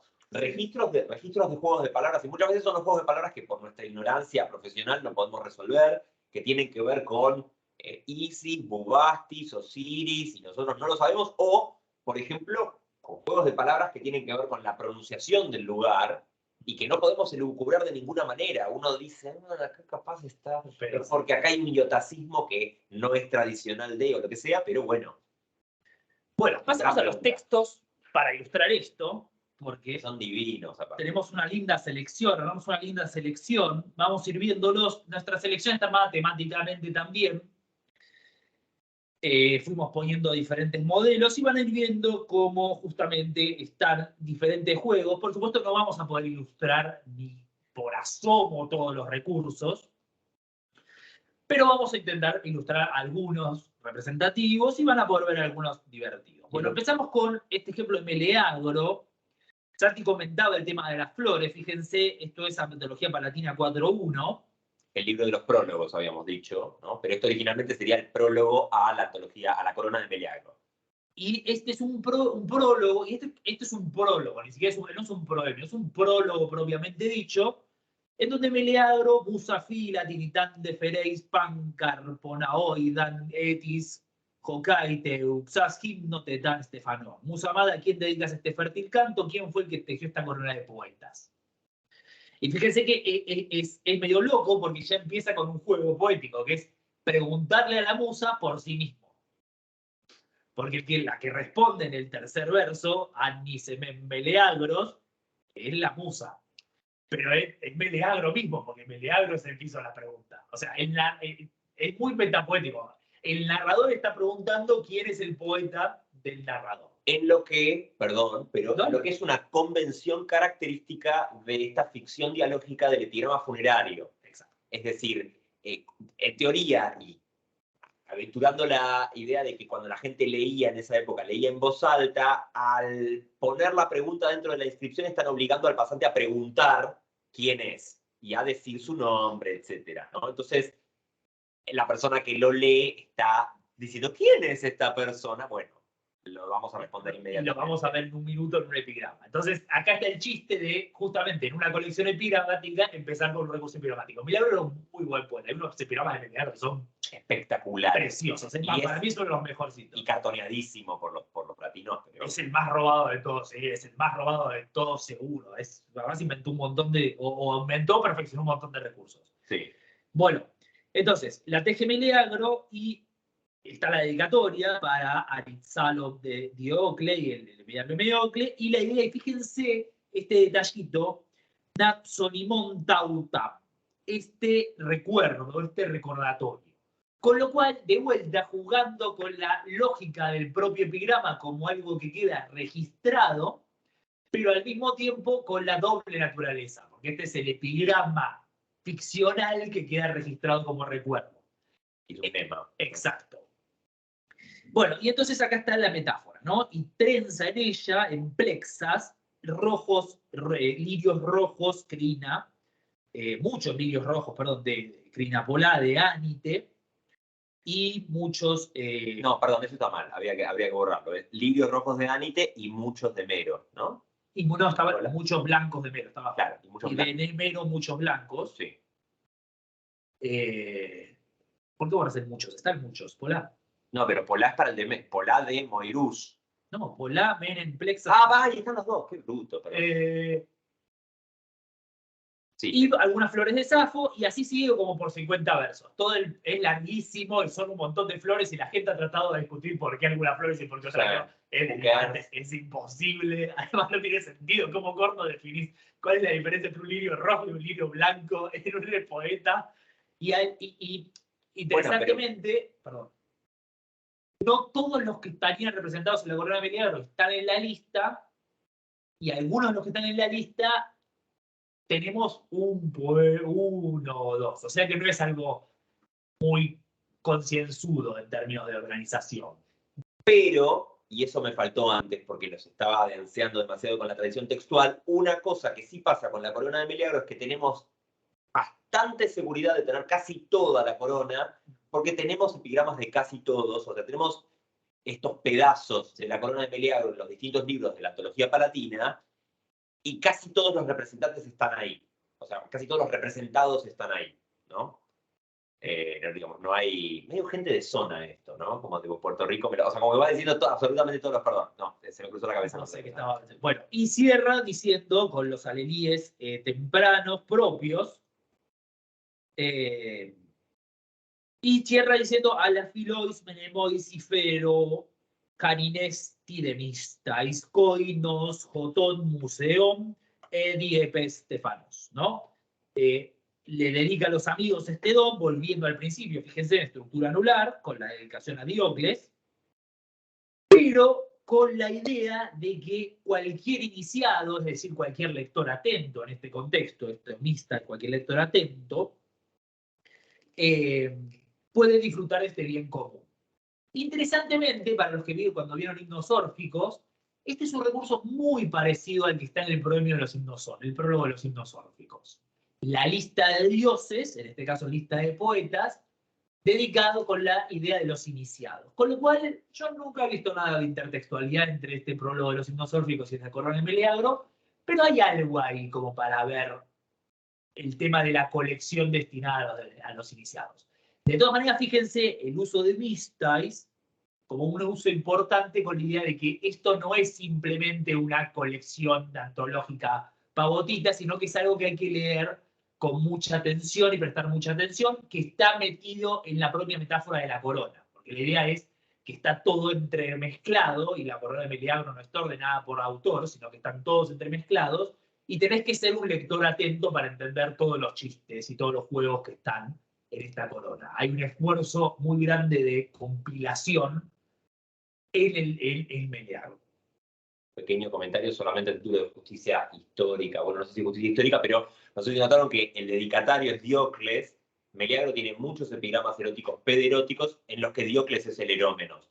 Hay otros erómenos, y está Misco, en fin, Diofanto, no importa, pero la gran corona digamos, epigramas, la primera gran corona, está dedicada a un joven deseado, ¿no? Por supuesto, la propia corona de flores es una analogía, es un símbolo erótico. Sí. No se entiende que regalarle una corona de flores es un símbolo erótico en sí mismo, con lo cual fíjense cómo está jugando con todos los significados del epigrama. Les dije como buen poeta. Está jugando con todos los significados del epigrama. Está con la dimensión funeraria en el juego del diálogo, con el juego erótico, con la erótica en el juego de las flores, y con la cuestión metaliteraria, que nosotros ni la mencionamos, pero en el epigrama es absolutamente fundamental, por esta autoconciencia del género que mencionaba Santi, la cuestión metaliteraria en esta idea de del orden de la corona y la referencia a los iniciados, la referencia a la musa, etc. O sea que fíjese cómo en el prólogo de la corona mete de todo. Es un género, es un lindo género. Bueno, pasemos rápido, ya nos quedan 25 minutos. Yo Calímaco, vamos. No, veamos este de disco. Okay. Lo vemos rápido, ustedes sigan el griego, lo leemos un poquito en español. No es vano este emblema que en su escudo el hijo de Polito y lo decreta varón impetuoso puso a la gorgona que transforma en piedra y con ella 3 piernas grabó, que esto parecen decir a los enemigos. O tú que blandes tu lanza contra mi escudo, no me mires, o huye con 3 piernas de este veloz varón. Para mí lo interesante acá, o lo primero que rescataría, es que se están respetando las convenciones del epigrama votivo. No hay una ofrenda necesariamente, pero se especifica quién es y de dónde viene el dueño del objeto en cuestión, y se describe cuál es su motivación, aunque en este caso no hay una ofrenda directamente. No, pero es muy probable que este escudo que se está describiendo sea un escudo que haya sido ofrendado y que esté en un templo, que piensen que esto es bastante típico. Es un tipo de ofrenda absolutamente habitual. Sí. El escudo, cuando una persona se retira o cuando una persona envejece y cuando ya abandona la edad militar, consagrar el escudo en algún templo de Atenas, de Ares, etc. Pero en ese caso lo que querríamos es que aparezca la divinidad en cuestión y el motivo de la dedicación, cosa que acá no aparece. No, es cierto. Entonces tenemos esta ambigüedad de cuál es el ámbito, pero es bastante evidente que lo que está pasando es que la persona que está leyendo esto está viendo el escudo en algún lado. Probablemente por eso decíamos consagrado en algún lado, pero esto es cierto que no está especificado. Sí me parece importante esto de que ya el poema está intentando aclarar, como dando una clave interpretativa, o bueno, estás viendo este objeto, y este objeto aparecen estas cosas que no parecen entenderse, pero yo te las explico bien. Esto es por esto, esto es por lo otro. Es muy común en el funerario también, ¿no? ¿Por qué hay un nene jugando a las tabas? Es porque la suerte se lo llevó muy pronto. Es decir, inmediatamente hay que aclarar qué es eso que se está viendo, que nosotros no lo estamos viendo, pero estamos leyendo, y además traducirlo. Clásico. Pasemos al que sigue, que este ya es un motivo más clásico. Y completamente elaborado, ¿no? Y vamos a ver si nos sale el dialoguito. A ver. ¿Querés arrancar vos? Tim León. Acá me sale el dialoguito con métrica. In me leontan hon asiokton efegin onotson, zeke, Tis, arginos, pollos, ¿o crees? dejo mal. Bastante bien, la verdad. Un gusto, sí, es un placer. Bueno, básicamente esto es un típico epigrama votivo ficcional y esto es muy común con las tumbas y con los objetos consagrados, que es de lo que hablábamos antes, que esta cuestión del diálogo, de encontrarse con el objeto y que en ese encontrarse con el objeto la persona tenga un diálogo con el objeto. En este caso no es un diálogo entre la persona y el objeto, sino un diálogo ficticio entre el objeto en cuestión y el dios que lo recibe. Sí. ¿No? Entonces acá se anuncia este garrote, ¿no? Perdón, sí, esta rama, ¿no? Como una especie de... Sí, es algún tipo de objeto hecho de madera, posiblemente un garrote, pero similar al ropa de Hércules, o sea, se está ofrendando a Hércules, ¿no? Y bueno, vengo acá para ti, tira los epítetos de Hércules en cuestión, y hay un diálogo donde se comunican las particularidades de las que hablábamos, porque es el chiste, ¿no? Como hay que saber para quién es, de parte de quién. Y cuando dice, te lo trae Arquinos. ¿Qué Arquinos? El de Creta. Ah, está, lo recibo. y por supuesto que lo que hay es un metajuego con la propia lógica del epigrama votivo regular funcional, que el epigrama votivo básico es, en este caso sería Heracle, Heraclei, Arquinos, Jocres. De esos epigramas tenemos para tirar a la basura. Claro, Arquino le dejó a Heracles esta rama. No, ni porque siquiera le fue bien. pero ni siquiera esta rama. También. Es el epigrama, ese ya sería el epigrama sofisticado. Lo que yo les digo es simplemente la estampita con para Heracles, Arquino el Cretense. Efectivamente. Toma. Y eso en los templos está lleno. El paso siguiente es lo que dice Santi, con un poquito más de diálogo para Heracles, Arquino Cretense por la salud. Eso en el templo de Asclepio es muy común, para Asclepio es muy común. Quiera. Y después ya la versión un poco más sofisticada con para Heracles dejó esto, Arquino Cretense. Acá lo que tenemos es un juego con el contenido mínimo, que es Arginos Jocres. Pero el dios involucrado diciendo que lo recibe. Y el objeto hablando en primera persona, porque ese es una de las cosas que nos divierte y que nos hace felices, es objetos parlantes en todas partes. No, sí, tenemos un problema psiquiátrico en donde nos gusta que las cosas hablen, como en La Bella y la Bestia. Me encanta que las cosas... ¡Ay, es muy La Bella y la Bestia! Me encantó. Entonces... Excepto por el hecho de que se termina pudriendo un texto. Este otro es como que lo podrías medio poner encima del dintel, ¿no? Este es buenísimo. Este está bárbaro para tenerlo grabado. Y fíjense que ya estamos en el libro 9, es decir, que ya se sabe que esto no es un epigrama inscripcional de ningún orden, sino que es un lucimiento o un ingenio nada más, como se dice, en italiano se dice una trovata, o un trubai, como una idea graciosa, mira lo que se me ocurrió, una ocurrencia. Ahí está. Una ocurrencia. Y de Juliano, un autor imperial, ahí tienen, ya estamos pasando ya al siglo VI después de Cristo. Fíjense el salto terrible que damos, que esto es bastante habitual cuando estudiamos epigramas, porque por esta cuestión dialógica, porque el diálogo empieza en Calímaco, pero sigue durante toda la historia de la literatura griega. Y cuando decimos toda, queremos decir toda. Nosotros paramos cuando empieza el periodo bizantino, pero después sí, hay toda una epigramática bizantina. Hay toda una tradición que se dedica a revisar la recepción de la epigramática griega por parte de los autores del siglo de oro español, cosa que a él le parece repugnante, pero es un estudio real, es decir, Quevedo y Góngora... comparado. La recepción no, la comparado. Okay, está bien. La literatura... En cualquier caso, digo, como hay mucha gente en España que se dedica a revisar cómo Góngora, Quevedo, Garcilaso de la Vega estaban usando estos libros para sacar ideas. Bueno, no hay mucho que decir con este, ¿no? Busquen otra casa ladrones más provechosa, que esta tiene un guardián firme, la pobreza. Y fíjense, por supuesto, acá sí, un muy buen ejemplo de agudeza final, porque el Gepenie es una posición, es la posición del fílax, que aparece exactamente en el final del epigrama. Son dos dísticos y el final es Gepenie. Con un recurso muy caro al epigrama, conocido como paraprosdoquía, no aprosdoqueton, ¿no? La idea de, es inesperado, porque uno podría pensar que esto es una inscripción puesta sobre un príapo, si esto fuera un jardín, ¿no? Por ejemplo, en el caso de Roma. Quiero decir, como un perro, es como un cabe. Claro, un cabe canem. No, o sea, lo que te está cuidando la casa es que no hay nada para robar. punto, no hay un verdadero guardián acá, ¿no? Yo no creo que si ponen esto en su casa, no les vayan a robar, pero mínimamente. Con el finísimo sentido del humor del doctor ahorita. Bien, este otro de Antípatro. Bueno, este es interesante porque este es un género específico, este es un subgénero del epigrama funerario, lo trajimos a colación por eso, estamos bien que están picoteando, ¿no? Este es bien el picoteo, va a ser así todo lo que quedamos. En algunos nos vamos a tener un poquito más, pero este es un picoteo. Esto es típico, un epigrama funerario, empezamos con este epigrama, en realidad no hemos empezado con otro epigrama funerario, pero empezamos por este, el epigrama de Antípatro de Sidón. Es un subgénero que es el epigrama del personaje famoso, y dentro del subgénero del epigrama del personaje famoso tenemos un subgénero que es el epigrama de poeta. Y fíjense en este epigrama de poeta con un gesto bien helenístico, más helenístico que esto no se puede ser, que es Gero. El epigrama empieza Geron, caricaretas, perdón, caricaretas, macarón de profeta.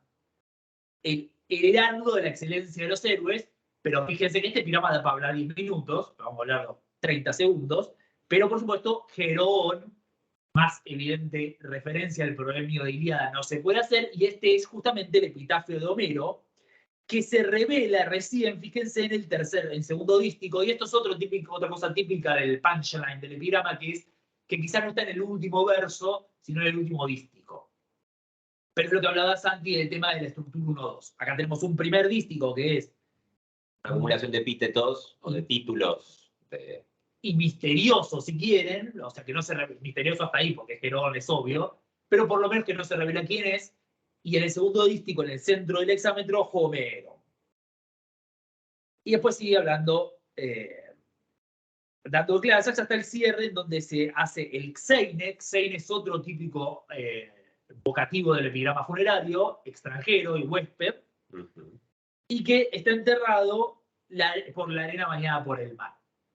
Esto probablemente entra dentro de lo que es la discusión de dónde estaba enterrado Homero, dónde era la patria de Homero, ¿no? Probablemente si nos metemos, yo la verdad que en este momento no me acuerdo específicamente, pero probablemente si nos metemos, esto haría alusión quizás a Quíos, un lugar donde claramente la idea de estar enterrado junto al mar es una declaración poética de dónde está, de dónde era Homero.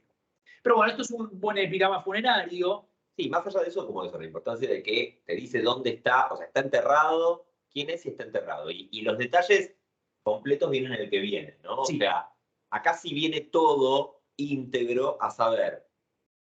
El formato no importa, ¿no? Pero sí importa. Lo que quiero decir es quién es, hija de quién, de qué lugar, casada con quién, de qué murió y con un deseo. ¿Por qué? Porque un clásico de la epigramática es el muerto en tierra extranjera que, entre otras cosas, tiene algún pedido para el pasante. Decile a mamá que siempre la quise. Es lo que tenemos acá, ¿no? Más o menos, sí. Y entablando este diálogo entre, esta vez, el difunto y la voz que estaría reproduciendo el pasante cuando pasa, porque no hay un vocativo para el pasante. Cuando yo lo leo en voz alta, estoy obligado a leer mi parte y la de Prexo, hija de Calítele, ¿no? Con todas las informaciones. ¿Quieren que lo leamos? No, vamos a otro. No, pero lo vamos viendo rapidísimo, digamos. Está la información, como él decía, pero fíjense que el diálogo ocupa los primeros 4 dísticos, los primeros, 5 versos, perdón, los primeros 3 dísticos, porque la respuesta es, la respuesta es parte del tercer dístico, y en el cierre otra vez tenemos el giro hacia el deseo, y fíjense el doble deseo, porque está el propio, ojalá el chico viva, y después el deseo hacia el extranjero, que esto de hecho es típico también del epigrama real, funcional, funerario, el Haris, para la persona que lo está leyendo. O sea, que tengas buena suerte vos. Y el nivel de esquizofrenia, bueno, no quiero usar esa palabra, estamos siendo grabados, pero digamos, el nivel de, a mí me hace muy feliz que esto empieza con la voz del extranjero, después esta otra, o sea, como que finalmente el extranjero a sí mismo se está diciendo extranjero, hay se va todo de tema, ¿no? Como el vocativo al final rompe un poquito esta situación, porque por más que estuviera hablando antes Prexo, bueno, en fin, hay como, bueno. Claro, no estaba hablando antes Preso, porque Preso está muerta. Se Se entiende que este es el muerto el que está hablando, ¿no? Digamos, no es que no había alguien para sí. la muerta que está hablando, y entonces absolutamente típico tanto del real como del ficcional. Este Bueno, es el del delfín, que es tan bonito. Este es espectacular. Este es el del delfín, este es muy lindo. Hay un par que pusimos que simplemente nos encantan. Vamos a verlo rápido, nos quedan unos minutos. Y nos quedan un montón de epigramas. Fíjense que nunca más, disfrutando de los navegables mares, alzaré el cuello, augen a Naripso, impulsándome desde lo profundo, ni a los altos, junto al borde de la hermosa nave, resoplaré deleitándome con mi imagen en el mascarón, sino que la purpúrea marea porfiria pontu, fíjense ese porfiria pontu, me lanzó sobre tierra firme y Keimai yazgo tendido en esta suave playa. No nos da ninguna información sobre el delfín, no nos dice el nombre, ni el origen, ni nada, excepto que nos dice el origen, porque claramente nos dice que es del mar, y nos dice dónde yace. Y no dice que es un delfín tampoco, eso es importante. Lo único que nos da la pauta de que es un delfín es que ve reflejada su imagen en el mascarón de proa. No, y los saltos también. Bueno, y que va a los saltos, que sale así, bueno, flipa, pero fíjense que es una cuestión de saber cultural o de conocimiento popular, esto de que los delfines suelen ser la imagen representada en un mascarón de proa de las naves, ¿no? Y yo quería decir una cosa. Hablamos antes de este recurso de recursos del ovimembre, y es esta oposición. Yo, que estaba vivo y era divino y saltaba, y ahora estoy tirado sobre la arena. Es decir, el contraste se establece entre antes a los saltos al lado de las naves, ahora secándome al sol. Pero observen también, en ese sentido, que está la duplicidad, pero al mismo tiempo hay una estructura anulada. Porque empieza diciendo uketi. Uketide, en realidad, ni siquiera uketi, uketide. Y después está toda la descripción de lo que el delfín hacía en vida, y recién al final del poema, en el tercer dístico, está esta idea de que la marea lo lanza sobre la tierra firme y que está en la playa. O sea, nos anuncia el problema y después se detiene en la descripción positiva, para después volver justamente al problema. Pasemos al de Paulo. El de Pablo es el posmoderno, porque pensé que ya estamos en el siglo VI después de Cristo, y es funerario, pero por las convenciones solas, ¿no? Es imposible. Es el epigrama funerario imposible. Sí, esto es casi, ¿cómo se llama?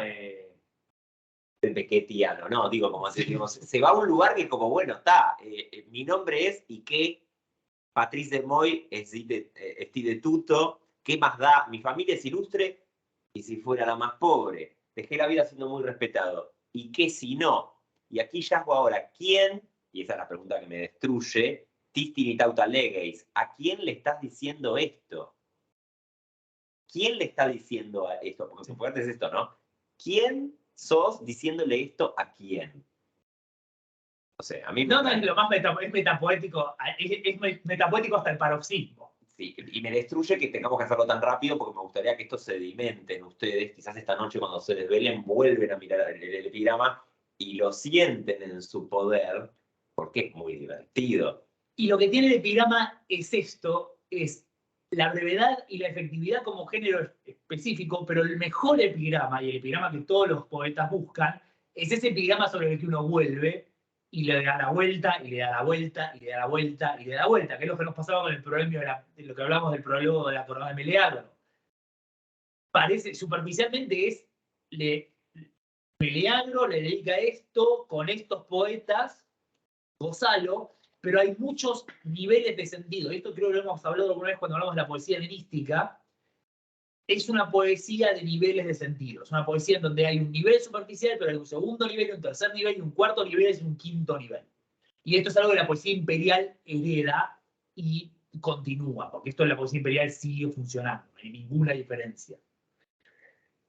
Bien, continuemos. Y acá ya pasamos a los eróticos. Los eróticos son un poco más convencionales, pero hay algunos que están muy buenos. A él le gustan mucho más que a mí los eróticos. No, pero lo que me gustaría que revisáramos acá es, bueno, con características primero y convenciones, ¿no?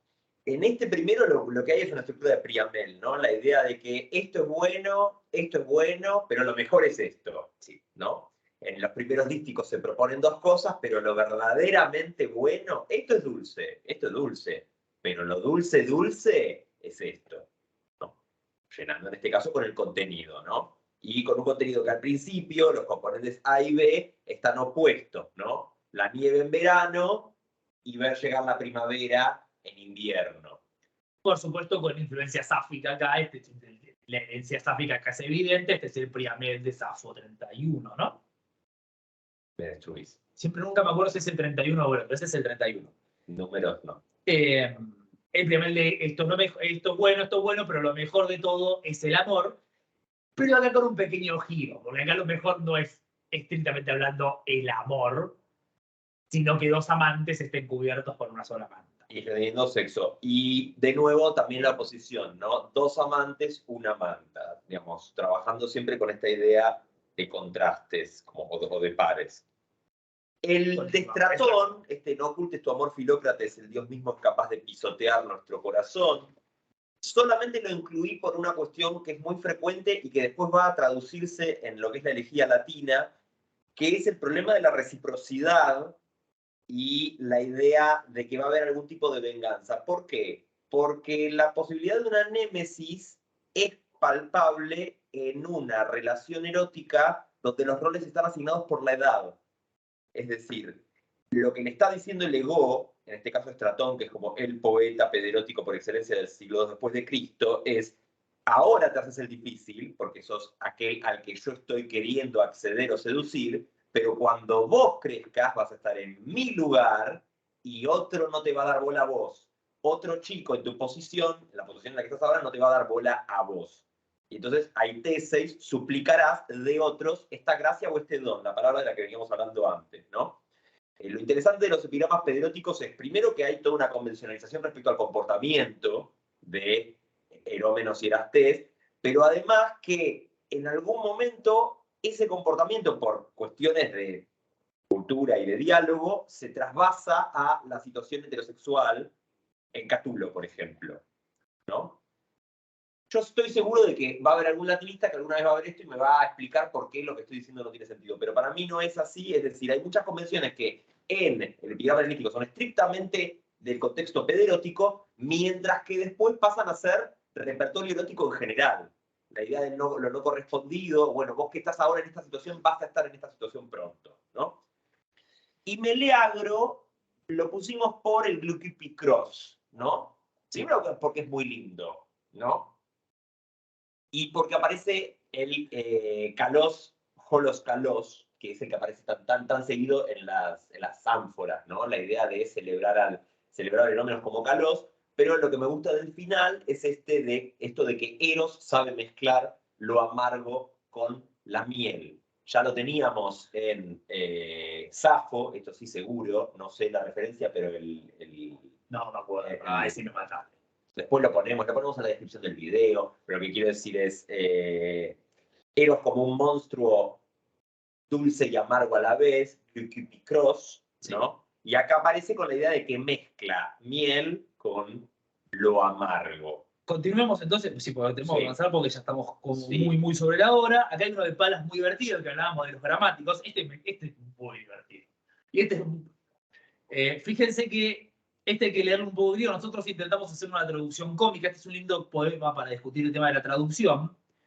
Grammaticuti gater geteken filotetimigeisa paidionars pardio. Entonces, la hija de un gramático dio a luz tras unirse en amores a un hijo arsenicón, cenicón, udéteron. A uno masculino, a uno femenino y a uno de otro. Es el chiste, y acá está el chiste, ¿no? Entonces, por supuesto, el femenino, masculino, neutro en griego, udéteron es el neutro, pero por supuesto, udéteron es de ninguno de los dos, pero más bien de otro, naturalmente, de otro que no es el marido. Uh-huh. Y este es muy epigramático. Tenemos otro de Palas ahí, que ese está también muy divertido, y ese solo tiene sentido en griego. Sí, pero y que lo miren porque lo van a entender en griego, eso es lo lindo también. Yo creo que como estudiantes de griego 4 ya lo van a entender cuando lo vean, ¿no? Lo único que hay que saber para entender esto es que toferon es una forma convencionalizada de decir el destino. Uh-huh. Eitoferon seferei, fedecai feruei, aganacteis, cais auton lipeis, caitoferon seferei. ¿Qué te está bueno? Este te lo acordás. Este lo lees 3 veces y te lo memorizaste. Memorable por el políptoton y por el... no, bueno, porque es todo aliterado, ¿no? Hay que acordar, y este es un políptoton, ese es ¿querés encontrar lo que es un políptoton? Ese te epigrama hasta pecho. Más políptoton que esto, imposible. Literalmente algo así como si lo que lleva, que es el destino, te lleva, llévalo, aguantalo y dejate llevar. Si te irritás, te afligís a vos mismo. ¿Cómo es que habías hecho? Si te preocupas, te arrugas. Si te preocupas, te arrugas. Sí. Y te lleva lo que te lleva lo que lleva. Sí, el destino te lleva y te mata, básicamente es la idea. Bien. Y ahí ya llegamos a... Este era un ejemplo, el único ejemplo que pusimos de nómicos o exhortativos, ¿no? Una reflexión moral. Que igual fíjense que tiene algo de cómico. No es exhortativo, pero no deja de tener algo de cómico. Ya estamos llegando al final igual, ¿eh? No nos falta tanto. Sí, pero nos quedan un minuto de clase. Bueno, pero podemos... Mira, uno lo leemos y punto. De Lucilio y de Nicarco lo que tenemos son dos colmos, ¿sí? Hiperbólicos. Típico escóptico. Claro, clásico del escóptico, presentar una situación episódica, era tan petizo que, era tan flaco que, ¿no? En este caso lo que hay además es una parodia, por contraste entre lo pequeño y lo grande, porque Erotión, que es muy chiquita, es raptada por un mosquito, pero piensa que está siendo raptada por Zeus, piensa que está en un contexto como el de Ganimedes, ¿no? Y lo que dice, bueno, la pequeña Erotión cuando jugaba la raptó un mosquito y ella dijo, ¿qué será de mí, Zeus padre, si me deseas? ¿No? Su texto acá es que era tan chiquita que la raptó un mosquito. Exacto, así de sencillo.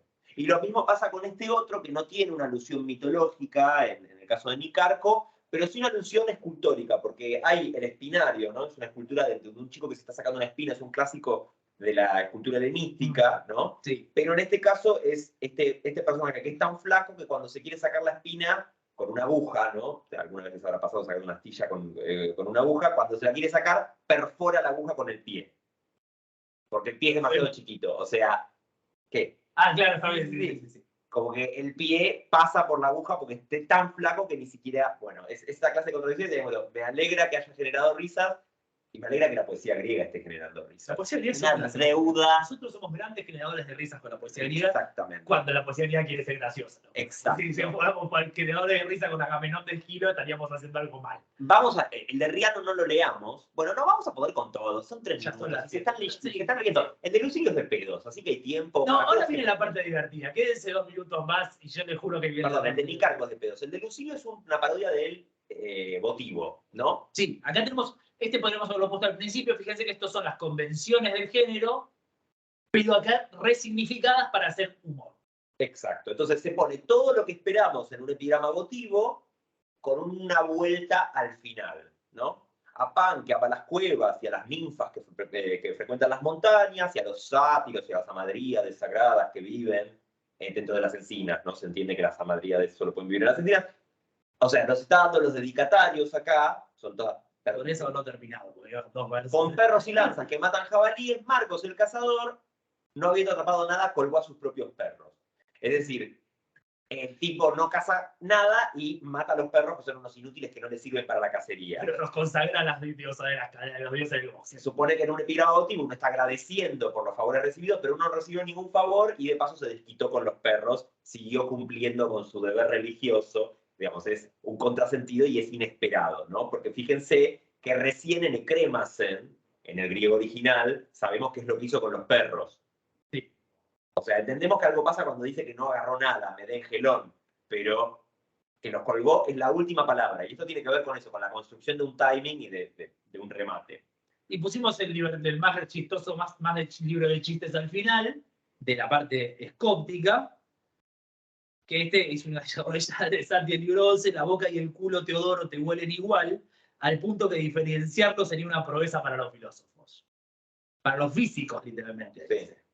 Quizás deberías escribirte cuál es la boca y cuál es el culo, pues ahora, porque ahora, mientras hablabas, pensé que te estabas tirando un pedo. En muchos epigramas es un tópico contra los otzostomoi, ¿no? La idea de personas a las que les huele mal la boca. Y esa cosa de no entiendo qué está pasando del mal olor. Y esto está repetido varias veces, ¿no? Me encanta. Este es el tipo de programas que tenés que, cuando la gente te habla de Grecia, la cuna de la civilización occidental, Platón, Aristóteles, el epigrama del tipo al que la boca le olía como el culo. Y ahí quedás bárbaro porque ahí sí destruís el prejuicio. ¿Por qué pusiste este de Rihanna? Vos pusiste el de No, Rihanna. pero yo lo puse acá, vos lo reordenaste. Bueno, No, porque quedó el de cinegética al final. Son los dos que son. por cinegética los acumulaste. Bueno, en este caso, es el único cinegética. solo. No, porque estaba con eróticos. Esta es otra convención característica del epigrama Ah. erótico, que es tener una. ¿Cómo se llama? No lo leí. Claro, un plano metafórico, alegórico, donde, bueno, casa de amores, ¿no? Sí. Es decir, y que es un clásico para el epigrama pederótico en particular. Todos los erómenos son cervatillos, liebres, hay como una profusión de animalitos que los atrapo y no los destripo o no los puedo atrapar. En este caso no, o sea, lo cazó pero lo perdió. Lo que está queriendo decir es que él pudo concretar algún tipo de encuentro con el erómenos, pero que después se lo llevaron otros. O sea, siguió estableciendo tretas, hablamos de estas como dictia y stálicas, o sea, redes y trampas, pero volvió a casa solito. Y lo que le pide a Eros de nuevo es que por favor haya algún tipo de retribución, porque otros, sin esfuerzo, se llevan lo mío. Una manera de decir que hay otros hombres que están disfrutando del erómenos que es objeto de su devoción, ¿no? Pero esto es muy interesante porque no solamente se respeta siempre esta convención de que, bueno, el elastés es el hombre que busca y el erómenos es el que dispone, sino que en la medida de lo posible siempre se describe de una manera velada, clara, porque siempre está convencionalizado a un punto que es transparente para cualquier persona que lea el género, pero nunca diciéndolo de manera tan Para el directa. mistos, justamente para el mistos, esto es evidente. Para los entendidos, bueno, vos sabés que es un eufemismo en España, en la comunidad homosexual española de los años 70, una cosa así, es entiende. ¿Y entiende él? No van a decir es maricón también. ¿Y él entiende? Bueno, es amigo de Judy Garland. Y el último que es la adivinanza, a ver si la adivinan, ¿no? Ah, vos te la podemos leer la adivinanza, a ver quién la saca. Si me miras, te miro, tú ves con los ojos, pero yo no, porque no tengo ojos. Si quieres, hablo sin voz. Tú tienes voz, yo solo labios que se abren en pan.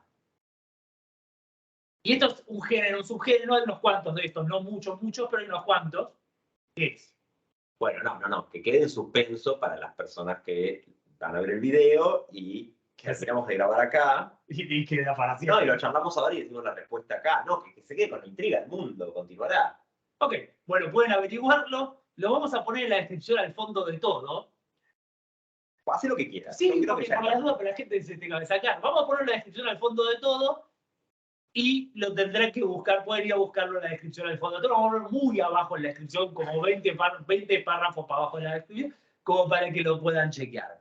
Bien, bueno, entonces, esto es básicamente un recorrido muy rápido por el epigrama. Dijimos que había 3.800 y esos solo en la antología palatina y otros. Sí, hay otros en otras partes. No mucho, Se encuentran papiros. Sí, debe haber unos 200 o 300 más dando vueltas, ¿no? No puedo dar estimado. No sé, debe haber unos cuantos más, pero hay un montón. Y hay muchísimo muy lindo para trabajar y para tomar en cuenta después para también La vida. comparar con otros textos, tomar en cuenta algunos tópicos, etc. Es un muy lindo género, muy explorado en los últimos años, pero que todavía hay muchísimo para decir. Así que no sé si quieren hacer alguna pregunta para el video. Si no, lo dejamos de grabar y... Bueno, entonces lo dejamos acá. Muchas gracias por escuchar. Dentro de 2 semanitas vamos a estar haciendo otro teórico especial con otro invitado especial. ¿Quién? Vamos a dejarlo en suspenso. El de biografía. El de biografía, vamos a tener otro teórico especial que se va a hacer muy lindo también. Y ahí ya no, yo no voy a hablar, simplemente voy a estar. Muchas gracias entonces y nos vemos la próxima. Gracias a todos. Hasta luego.